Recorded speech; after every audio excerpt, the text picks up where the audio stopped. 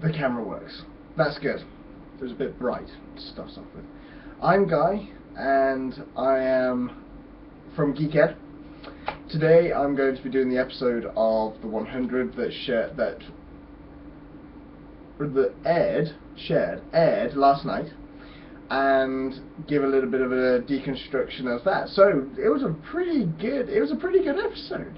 Start off with, we have everyone's celebrating. The kids have got alcohol, the parents upstairs are still upstairs, and suddenly, in the middle of everything, a bomb goes off.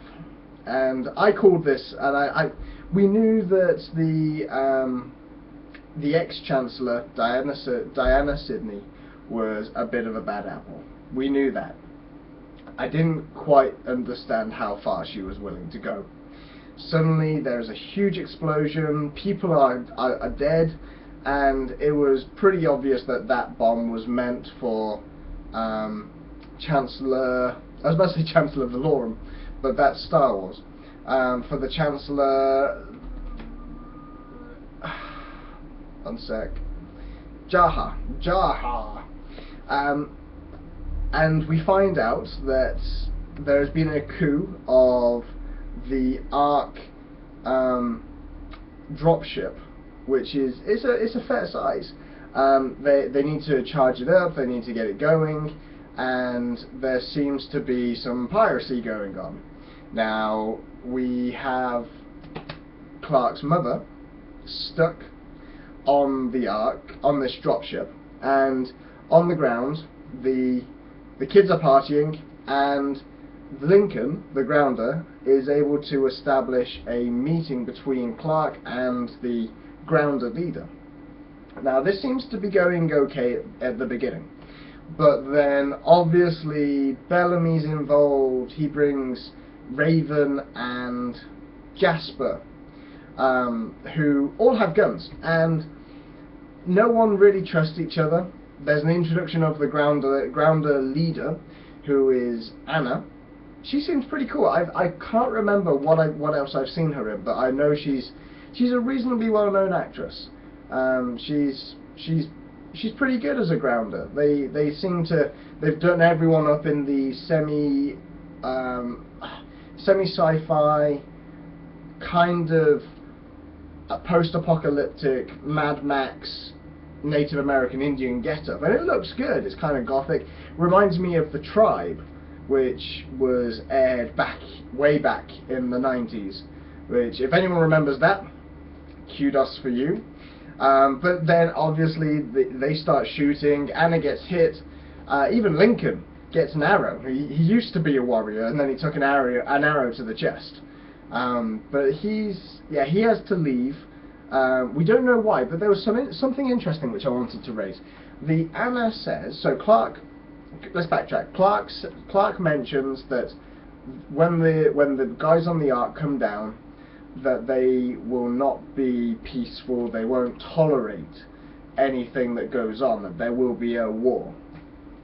But then Anna replies that it wouldn't be the first time someone has tried to do that, whether that's insinuating other grounder tribes, or my theory is that possibly, without the Ark knowing, there could have been more space stations out there.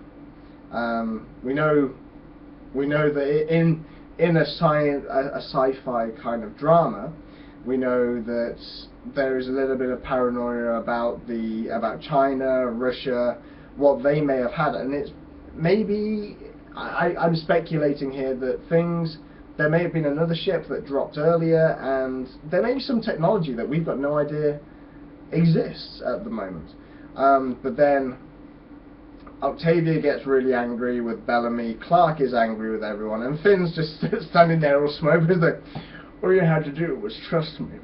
And really, he's right. If they hadn't brought guns, then there's the possibility that things might not have gone so bad. But it's quite typical. Like, if you look back into associations between the West and Native American Indians, England and most of its colonies were treated this way. The leaders would meet together, and usually someone would bring a gun and it would all go badly but work out for the colonists in the end. And I think this is what's happening again. It's a bit of a retake on a little bit of Native American history and mixing it in with some sci-fi and typical reactions of people who have got guns, really. If you've got a gun, you want to take it everywhere. You want to use it. You want to be able to show it off and say, hey, I've got a gun. And that makes sense. Half of it is intended for that, but it makes it really hard to discuss anything with any clarity when you're constantly relying on violence.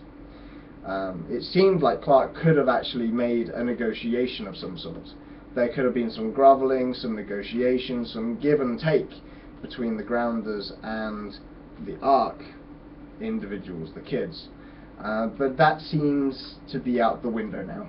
I don't think that's going to happen. But as always, it's a pretty good. I'm enjoying the series. It's. I guess I'm waiting for the next big thing. Oh, the next big thing. How can I even forget? The end of the episode, the Ark is coming down. The Ark Dropship, sorry, is coming down, plummeting straight towards the Earth, and Clarke is watching it, and it seems like she might know. She knows that her mother's on there. She knows that it's loaded with soldiers, and then she gives us a running commentary of that's too quick. No parachute.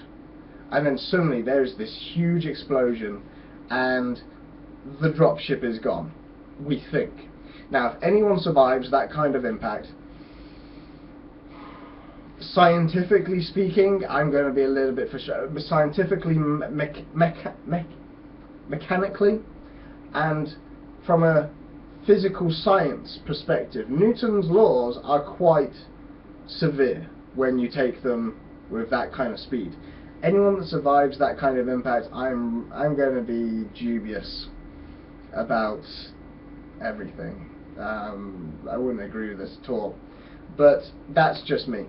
I doubt that they're going to reveal anyone that could have been on the dropship. It's quite a clean way of removing those problems. But to introduce the ex-chancellor and to remove her so suddenly,